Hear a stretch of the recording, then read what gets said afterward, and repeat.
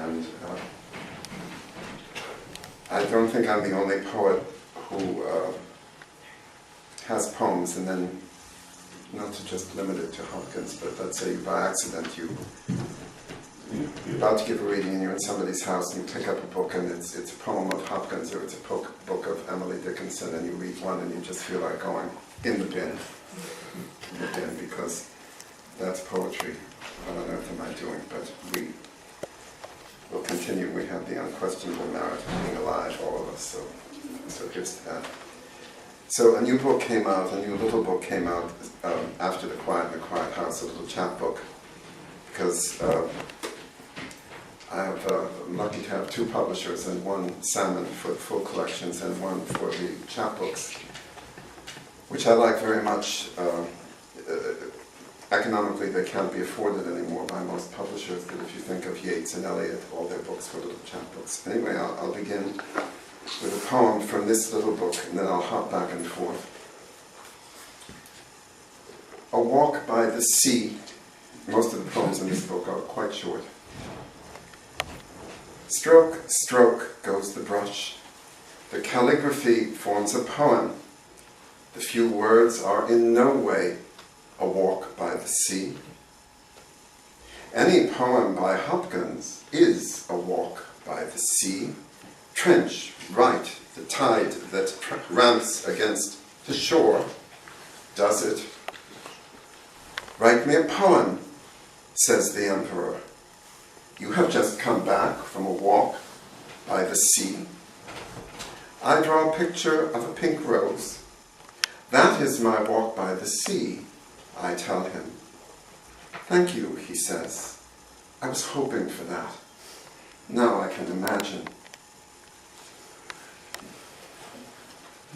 Walking backwards. Village, quite short. I have no one left. They are all gone, they. To a town I do not know. Just over the hill. They have Mary and they have experience, and just over the hill, I think it is a village. Bamboo. Oh, no, please. Though somebody wrote banana and that can be thrown. Bamboo. If it is a good poem, most of it withstands the wind, as the Parthenon, what's left of it, has. The house leans a little, of course, and creaks, bamboo, and is hollow, bamboo. But the breath that made the wind is in it, and the poet who made the poem is in it. So there are three of you. It has withstood what granite and bombs and death cannot. Hamlet asks, now, mother, what's the matter? Something always is. A little house of bamboo. Cured of his blindness. A great poet is blind, but he does not stay blind. He is cured of his blindness. Does this mean he will write less great poems because he is no longer blind? He sees with his soul. He has always seen with his soul. His eyes are only a companion to this. He is writing now under the plum tree. All the words make one word, I love you. Is he addressing the poem to his wife or to language? There is no difference, he says. She is my language. Magnitude. Someone practically in my own lifetime wrote Ash Wednesday and Still Falls the Rain, and made their beds, and lay in them, and lie in them still or not still. Not still. This night, here they are, admonishing, singing, yes, singing.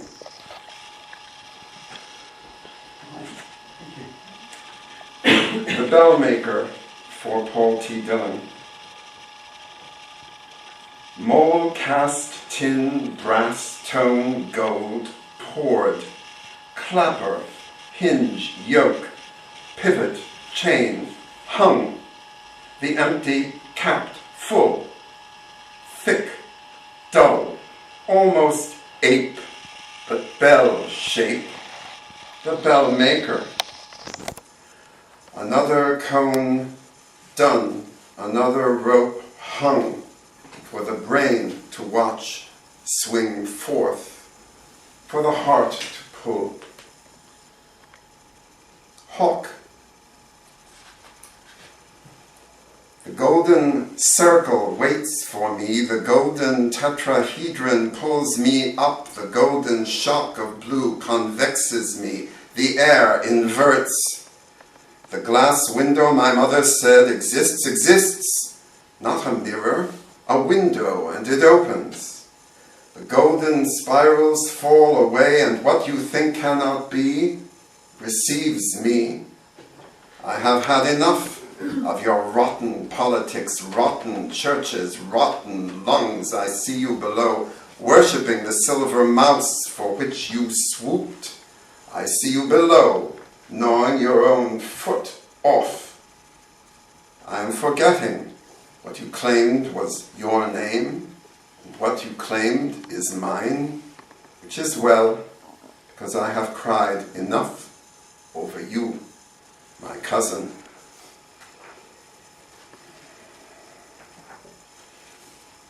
Lapis lazuli. This night I reread Lapis lazuli. Did Yeats ever write anything better? Did anyone? Virginia Woolf observed that few critics of the novel ever mention words, that a sentence by Wells is different from a sentence by Lawrence Sterne. Anyone could have written the plot of The Wings of the Dove, or of Human Bondage, but some writers live through the brushstrokes. What is behind beautiful language? Mount Fuji? The moon? The book is the least of it. Fox on beach. Following the line of the shore, trotting, eye on a rock, watching or dreaming, watching. It was leaving prints, not Christ-like, a fox only. The sun wasn't yet setting, not much breeze. Was it you? No, it was itself entirely. Trot, trot, trot. As beautiful as you because solid, compact, warm. Not going too swiftly, didn't want to miss anything. Was it to give the sea a treat? Poor old sea, slogging away. Who would think of such a thing? A fox might. The moon. A poet, Irish, writes about Ms. Moon. Another poet, Irish, writes about Mrs. Moon. The moon always lifts up poets and throws them to the ground empty. The moon is always a woman. The moon is always easy about things. Imagine if there were no moon. But she is always there, beautiful, large, inexplicable, which encourages people to believe. So, belief is, in fact, empirical. Anything you say, sweetie, says the moon. Ovid in Exile writes about the moon. The child looks at the moon and says, "Ah, we are all close to you, moon, in our blind way." Farewell to a beloved brother. The heavens opened and he went into them. Did he leave anything unfinished, anything unsaid? Don't drag me back, which must be respected. So no gatherings at the grave, no toasts, no wreaths. He might have lived 200 years ago. That's how long ago the last sight of him seems. Why then did I say farewell? Why am I saying it now? Because it is a more beautiful word than goodbye. It implies a lake, a boat, people who do not dress as people do now, waving and wishing him well, clouds hovering. But I've already said that. The eternal face. All train stations are Anna Karenina. The damage one does to another human being is eternal, no matter what kind acts one later does. Love may be eternal. That is the feel of it. Oh God, that it may be. But there on the platform she still stands. Two more from this little book. This is a long one for the book. Ruffled for Joseph Woods. A friend writes poems and I read them. He describes grounds of long deserted homes, estates gone to seed, his own very young self standing at a gate looking. Nothing moves and everything moves. Midges, leaves, crows, the blood in his veins, and in the veins of some now very old, there or not, who dart across fields or peep through what once were windows. Later that day he will have tea somewhere, will have his car ruffled with petrol, will drive home. I read all this in my chair, he safely home, I safely home, one more time. What is safety? What is home? Shabby and familiar, a divorce in the making or a pleasant conversation thought of or had, one's belt a little too tight because one is getting fat, one's anger seeping into the rug because not very important, the itch to read something or to write something of a May evening, 100 mandrelays burnt to the ground, and who cares, not the midges.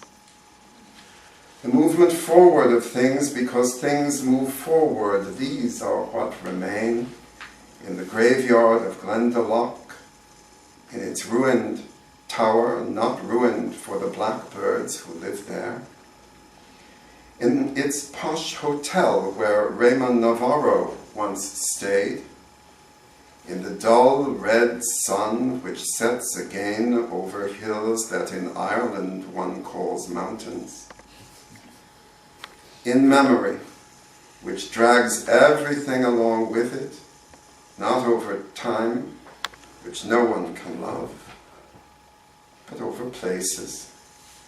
And then finally from this, starry night, a girl in a kimono rose out of ashes. Starry night, I looked a question at her.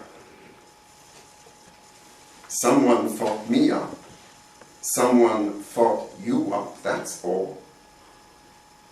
That is not a poem, I said to her. That is conversation. Yes, she said, it is. Church of the Holy Redeemer, if you like, title of this book, Quiet in a Quiet House. Cars parked in the yard of a church when a funeral is going on. look different from the way they look parked during a wedding. The people have stepped out of them differently, of course. But it's the cars, I mean. How do we know what they're thinking? She never liked the name they gave her, either. A woman walking in the wind, the sea blowing, the pebbles under her bare feet, hurting and not hurting, her clothing flapping like 5 birds, and she, taller than I can remember, but I don't have to remember because tick-tock too is blown out to sea, her mother's touch so long held, gone. Her husband without her these minutes in God's hand, or not. She holding by the hand her little daughter, only she doesn't have a little daughter, but it's hard to see clearly by the sea when she is walking. Dorothy. Angela, she said. Sydney, a girl. The name goes both ways. Frederick, she continued, giving it 3 full syllables. Phyllis, Jocelyn, Robert, Robert, the taller Robert, Colette, Emer, Joe, Tommy, Gert, Joan, Tilly. I had to stop her. Old as she was, patient as I was, she showed no sign of ending. The afternoon was growing short. Fact was, it seemed she was just starting. Anthony, she continued, Geraldine, Ruth. Mum, I said, stop. What about them? They were, she said. The animals all knew without saying. Quiet in a quiet house is a good thing. Panic at quiet in a quiet house is a leaper to the mouth, hand leaping to the mouth to stuff the panic back. Quiet in a quiet house is a heart pounding, is the doppelganger in the mirror, is the other Tristan, Isolde nowhere where she should be, which is why the house is quiet. It is Christmas Eve. Snow outside falls softly. Negative ions are good things, science says. Negative ions are good things. My ears pop, as if I'm in a plane and I'm in the eye of quiet. The ear adjusts like a cowed dog, so quiet the house, the chair, the heart, the hour, the world an anvil, I an anvil, waiting for Christ, the hammerer. Gardenias. This begins with an epigram from a poem written 100 BC, translated by Arthur Waley in 170 Chinese poems. The poem is called To His Wife, written by General Su Wu, and the line excerpted from the poem is, "And if I die, we will go on thinking of each other." So then my poem, which is Gardenias. Did the general say an unusual thing? He said, in fact, a usual thing. People who do not have the experience do not understand it. They should not make a discussion of it. They are a distraction. My wife, the moon, gardenias. She and I go on thinking of each other. I cannot see the moon go on. I cannot see her go on. That is the sole difference. Pools reflect this in moonlight. They say there may be storms on the moon. That too was like us.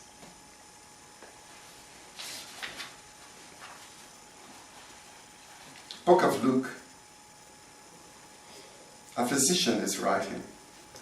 These are the people Chekhov describes in stories, who live in wooden huts or dusty roads, who lie worn out in bed, ill, spiteful, saintly, who wear others out, talking meat. Hearsay is included in his observations. Dust on the bedside table, spoons, bottles, fear, insane hope. We have made a mess, now you clean it up. That is the perspective. Nothing grandiose, not blessed are the poor in spirit. Blessed are the poor. Nothing worst or best is ever quite abnormal. No nurse has ever heard a trumpet at spontaneous remission. What was rotten and stinking sits up fresh, looks around, sees the basics, wants a glass of water, interrupts the mourners, again demands attention. Now, not in sequence, but just to skip around a little. This is, I wasn't going to comment, but to me there are many, many, many fine poets. And there is MacDowell Woods. So this poem is dedicated to him. The last thing I remember is the word obsidian, one of those words I have to keep looking up. Something about a street at night, a huge void, lovers and drunks and lonely old men, maybe. Beauty, fear, the mind of God, whatever was before Genesis. A poet catching things in the act, including himself, of course. But me too. That was the shock of it, Doctor. That's why I'm here. No matter what you wrote on your chart that seems to make you happy, I'm in bits. Everything is. That's what the poet, the bastard, demonstrated.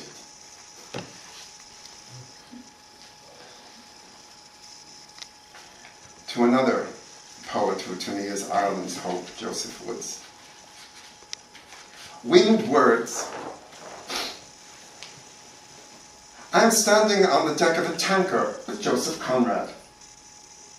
It's not a tanker, he explains kindly, knowing I'm a landlubber. I'm having tea with Jane Austen. She makes a pointed remark. I choke with laughter and the tea comes through my nose. She hands me a serviette from a pile she keeps for the purpose. I'm not the first this has happened to, apparently. I'm with Jesus in the Garden of Gethsemane. Can you not stay with me for just an hour? He pleads. I will, I say, chuffed by the request, then fall to sleep immediately. I do understand that planets and chipmunks don't know how to reap, they don't know what they're missing.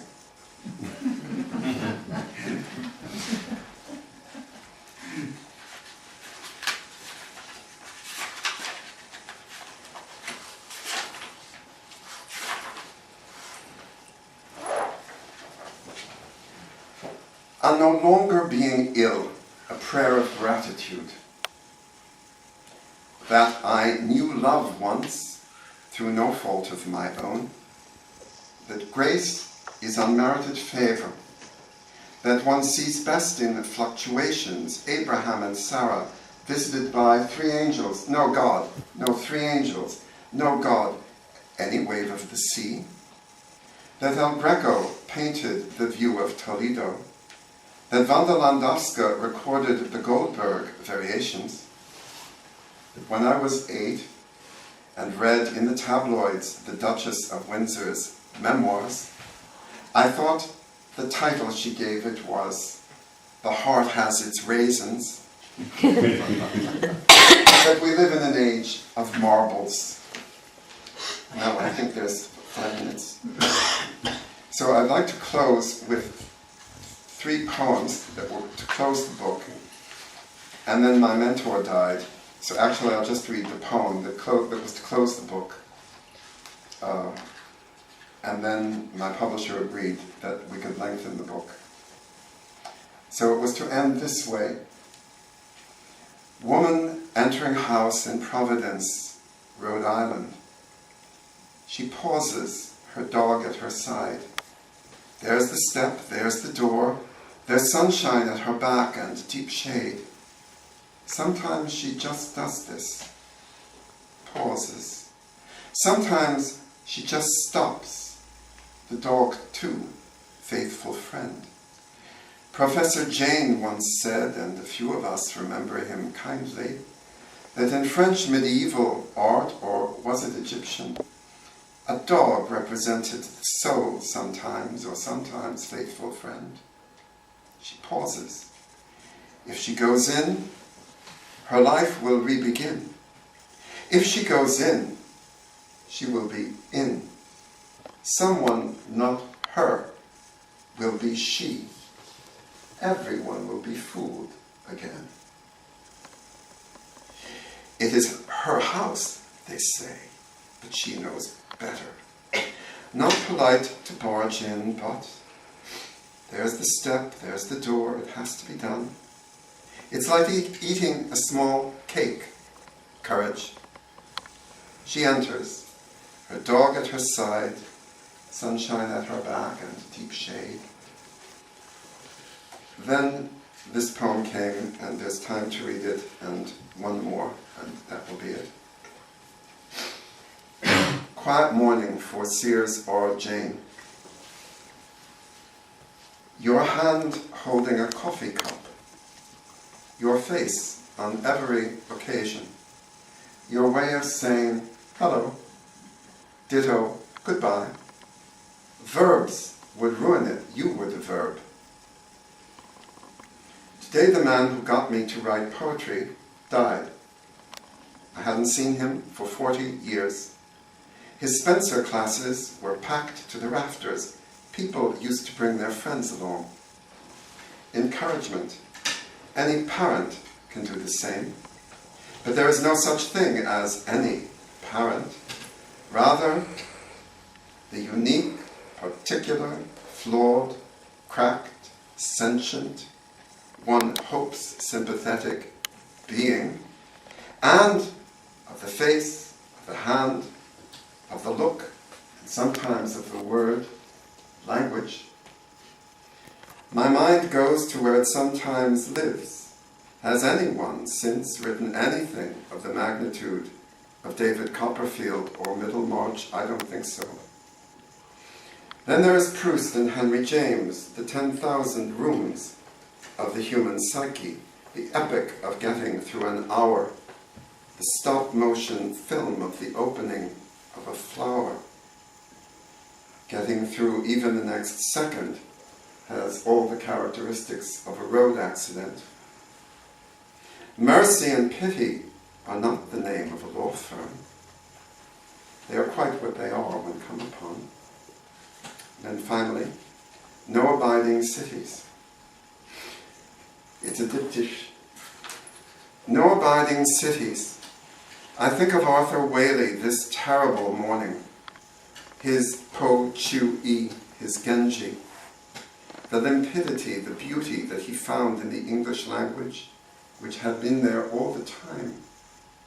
There are no abiding cities, but there is he. I think of Edward Thomas this terrible morning. Addlestrop, tall nettles. There are no abiding cities, but there is he.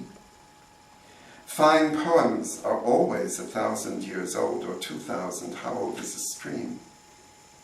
No abiding cities. David was quite right. There he is. Thank you, chaps, this terrible morning. Thank you.